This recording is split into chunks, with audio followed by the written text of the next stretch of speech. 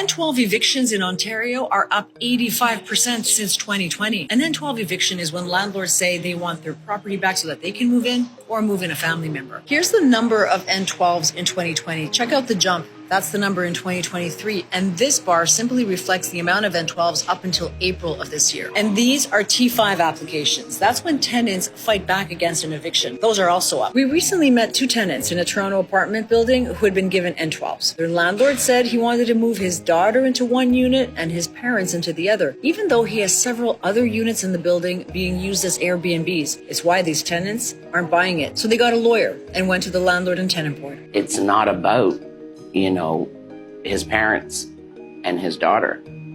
It's about he knows what he can get for the unit. And that's $2,800 where we're paying now $1,199. We tried to talk to their landlord in person. That didn't work. Hi, we're with CBC Television. Can we speak to you for a second?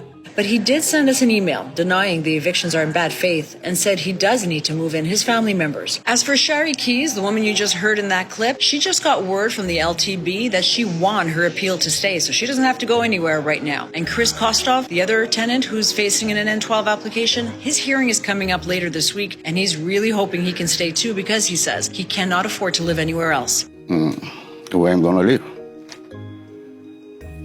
Maybe I'm gonna live on the street or the homeless. I can afford with my pension to pay higher rent than this now.